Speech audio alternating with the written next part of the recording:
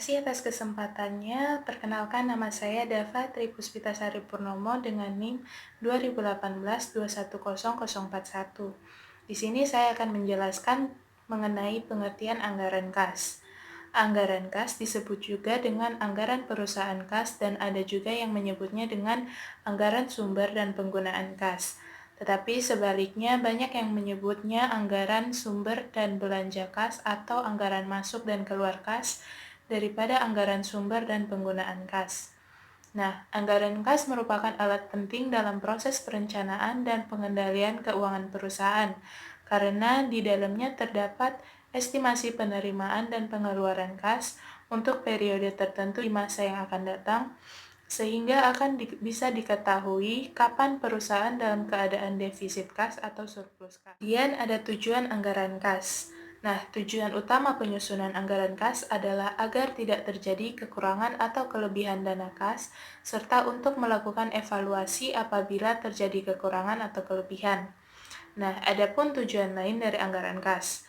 Yang pertama, sebagai alat pemantau keadaan kas secara terus-menerus. Yang kedua, menyesuaikan kas dengan total modal kerja, biaya, pendapatan penjualan, dan utang. Yang ketiga, memberikan gambaran posisi akhir setiap periode dari kegiatan operasionalnya. Yang keempat, menemukan kekurangan dan kelebihan kas, serta menentukan kebutuhan pembiayaan dari kelebihan kas untuk investasi. Yang kelima, mengukur keberhasilan atas target yang sudah dibuat. Dan yang keenam, alat mengkoordinasi dan mengintegrasikan kegiatan. Selanjutnya yaitu sumber penerimaan dan pengeluaran kas. Yang pertama ada sumber penerimaan kas. Itu berasal dari penjualan tunai, pengumpulan piutang, pendapatan bunga, pendapatan investasi, penerimaan pinjaman, penjualan aktiva tetap, penambahan equity, laba perusahaan, dan lain-lain. Yang kedua ada sumber pengeluaran kas, yaitu dari pembayaran gaji, pembelian bahan atau aktiva tetap, pembayaran pajak, pembayaran hutang dan bunga, dan lain-lain. Terima kasih. Terima kasih atas kesempatannya. Perkenalkan, nama saya Magdania Zulkarnain dengan NIM 2018-21150. Di sini saya akan melanjutkan penjelasan dari rekan saya mengenai fungsi anggaran kas dan juga faktor-faktor yang mempengaruhi anggaran kas. Yang pertama yaitu fungsi anggaran kas. Fungsi anggaran kas itu sendiri berguna untuk menilai kemampuan perusahaan untuk menghasilkan kas dan juga menilai keperluan perusahaan dalam penggunaan kas tersebut. Secara rinci, kegunaan anggaran kas antara lain sebagai dasar alat yang sehat yang digunakan untuk memantau posisi kas secara terus-menerus. Lalu, yang kedua yaitu menggunakannya sebagai dasar pengambilan keputusan untuk pinjaman jangka pendek maupun jangka panjang, atau digunakan dengan menambahkan modal sendiri untuk menutupi defisit kas. Yang ketiga yaitu menggunakannya sebagai dasar kebijakan pemberian kredit. Menggunakannya dalam meningkatkan kemampuan membayar kewajiban jangka pendek. Menggunakannya dalam memperkuat posisi dalam penawaran yang mempengaruhi anggaran kas. Anggaran kas masuk dan keluar atau besar kecilnya anggaran kas dipengaruhi oleh kegiatan yang dilakukan oleh perusahaan, seperti kegiatan operasi, kegiatan investasi, dan juga kegiatan pendanaan. Kegiatan operasi yaitu kegiatan utama perusahaan yang bersifat rutin dan dilakukan secara terus-menerus. Contohnya seperti membeli dan menjual produk. Lalu, selain kegiatan operasi, yang kedua ada kegiatan investasi. Nah, kegiatan investasi ini sendiri yaitu kegiatan yang dilakukan oleh perusahaan yang biasanya meningkatkan atau menurunkan aset tak lancar. Biasanya kegiatan ini meliputi jual-menjual atau membeli surat-surat berharga dan membeli atau menjual aset tetap seperti bangunan, tanah, dan lain-lain sebagainya. Lalu yang terakhir ada kegiatan pendanaan, yaitu kegiatan yang berkaitan dengan utang dan modal sendiri. Nah, kegiatan pendanaan itu sendiri seperti menerima uang dalam bentuk utang dari kreditor, lalu menerima uang dari pemodal atas saham yang dijual, lalu membayar kepada pemodal atas saham bendahara yang dibeli. Terima kasih, selanjutnya akan dijelaskan oleh rekan saya. Terima kasih atas kesempatannya. Di sini nama saya Arini Meumfauni, NIM 2018-210071. Di sini saya akan melanjutkan penjelasan dari rekan saya. Yang pertama ialah keuntungan menyusun anggaran kas. Nah, peran anggaran kas sebagai alat bantu untuk menyusun perencanaan, koordinasi, dan pengendalian kegiatan perusahaan. Nah, di sini ada berbagai kemudahan dalam perencanaan, koordinasi, dan pengendalian akan dapat diperoleh manajemen perusahaan dengan mempergunakan anggaran dalam perusahaan. Yang pertama ialah sebagai pedoman kerja, yang kedua ialah sebagai alat pengkoordinasi kerja, dan yang terakhir ialah sebagai alat pengawasan kerja. Nah, yang selanjutnya adalah pendekatan dalam anggaran kas. Yang pertama ialah dalam menyusun anggaran kas ada dua pendekatan yang dapat digunakan. Yang pertama ialah pendekatan kas masuk dan kas keluar. Nah, metode ini didasarkan pada analisis naik dan turun kas yang dianggarkan, yang mencerminkan semua arus kas masuk. Nah, yang kedua ialah pendekatan akunting keuangan, yang artinya di sini disesuaikan dengan perubahan rekening atau buku kas. Terima kasih atas kesempatannya. Nama saya Julia Nur Aditya dengan NIM 2018-210082. Di sini saya akan mempresentasikan tentang penyusunan anggaran kas. Langkah-langkah penyusunan anggaran kas yang pertama adalah menyusun anggaran penagihan piutang. Jika perusahaan memiliki penjualan yang dilakukan secara kredit, maka akan muncul anggaran penagihan piutang. 2. Menyusun anggaran penerimaan kas. Ketiga, menyusun anggaran pengeluaran kas. Dan yang keempat, menyusun anggaran kas sementara. Mengapa dikatakan sementara? Kita lihat dahulu saldo perkiraan saldo akhir kas perusahaan. Apabila terjadi defisit, maka kita harus melakukan sesuatu terhadap saldo defisit tersebut. Salah satunya adalah dengan cara melakukan pinjaman. Jika kita melakukan pinjaman, maka kita harus membuat skema pembayaran bunga. Langkah yang terakhir adalah menyusun anggaran kas akhir. Pada anggaran kas akhir tidak lagi terjadi saldo kas yang defisit atau negatif.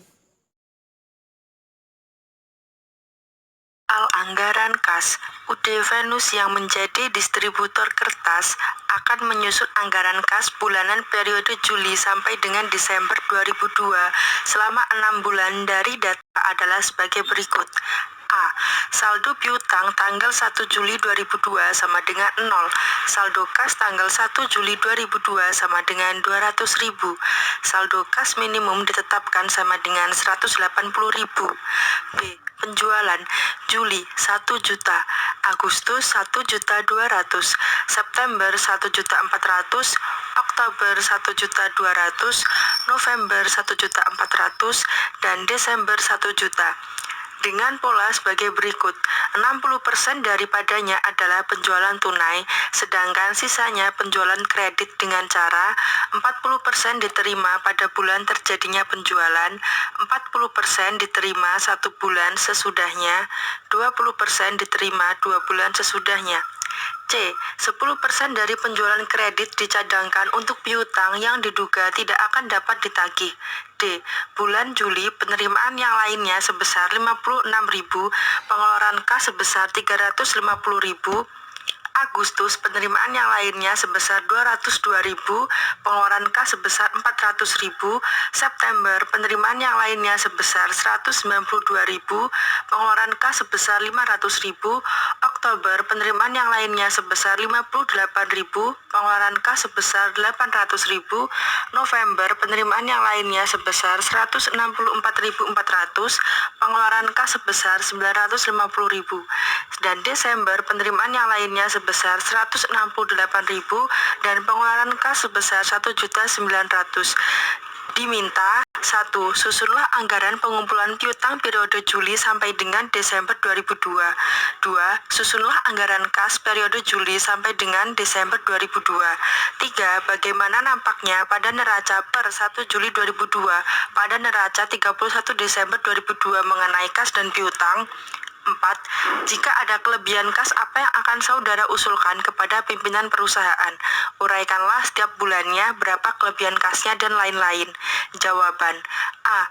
Anggaran pengumpulan piutang periode Juli sampai dengan Desember 2002. Perhitungan. Penjualan 1 juta pada bulan Juli, 1.200.000 pada bulan Agustus, dan 1.400.000 pada bulan September, dan 1.200.000 pada bulan Oktober.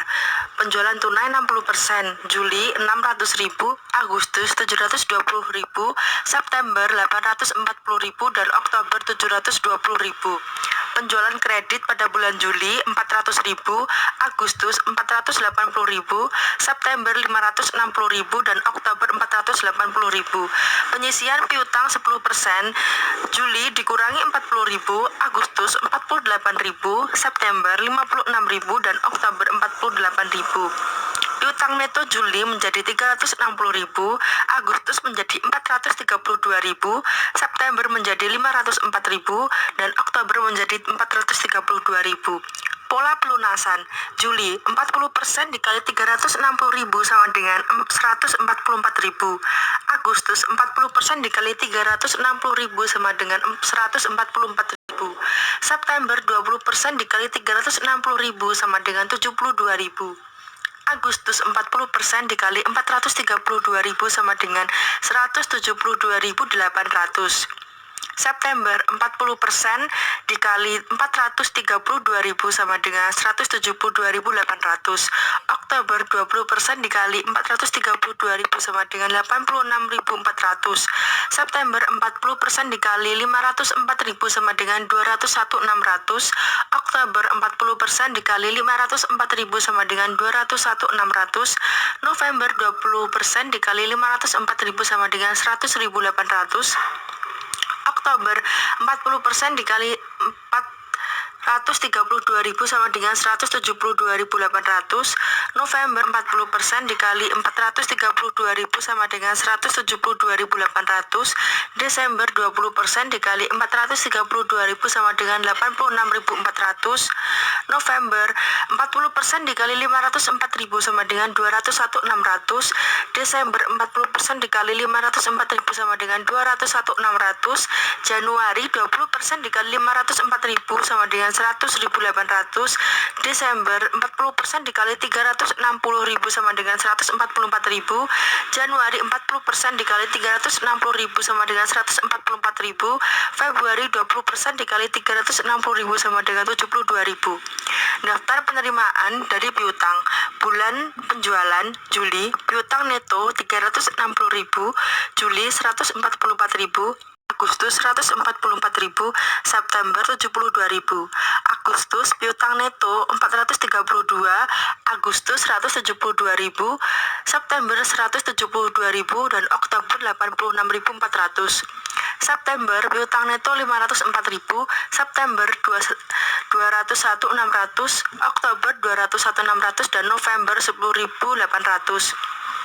Oktober piutang neto 432, Oktober 172.800, November 172.800, dan Desember 86.400.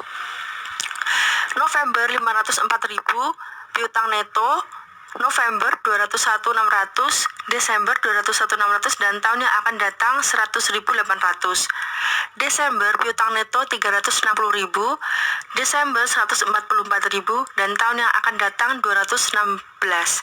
Jumlah piutang neto sebesar 2.592. Pada bulan Juli 144.000, bulan Agustus 316.800, bulan September 446.400, bulan Oktober 460.800, bulan November 475.200, bulan Desember 432, dan tahun yang akan datang sebesar 316.800. B. Anggaran kas periode Juli sampai dengan Desember 2002. Keterangan saldo awal Juli 200.000, Agustus 650.000, September 1.488.800, Oktober 2.467.200, November 2.906.000, dan Desember 3.435.600. Penjualan tunai Juli 600.000, Agustus 720.000, September 840, Oktober 720.000, November 840, dan Desember 600.000. Piutang Juli 144.000, Agustus 316.800, September 446.400, Oktober 460.800, November 475.200, dan Desember 432.000. Penerimaan lain Juli 56.000, Agustus 202.000, September 192.000, Oktober 58.000, November 164.400, dan Desember 168.000. Tersedia Juli 1 juta, Agustus 1.888.800, September 2.967.200, Oktober 3.706.000, November 4.385.600, Desember 4.635.600. Pengeluaran lain Juli 350.000, Agustus 400.000, September 500.000, Oktober 800.000, November 950.000, Desember 1.900.000. Saldo akhir Juli 650.000, Agustus 1.488.800, September 2.467.200, Oktober 2.906.000, November 3.435.600, dan Desember 2.735.600. C. Neraca per 1 Juli 2002 dan pada neraca 31 Desember 2002 mengenai kas dan piutang. Neraca awal 1 Juli, kas 200.000, piutang 0. Neraca akhir 31 Desember, kas 2.735.600, piutang 100/90 dikali 316.000 sama dengan 352.000. Penyisian 10% dikurangi 35.200. Piutang neto menjadi 316.800. D. Jika ada kelebihan kas, apa yang akan saudara usulkan kepada pimpinan perusahaan? Uraikanlah setiap bulannya berapa kelebihan kasnya dan lain-lain. Kelebihan uang kas ialah selisih antara saldo akhir kas dengan kas minimum. Misal, kas minimum untuk akhir Juli 650.000 dikurangi 180.000 sama dengan 470.000.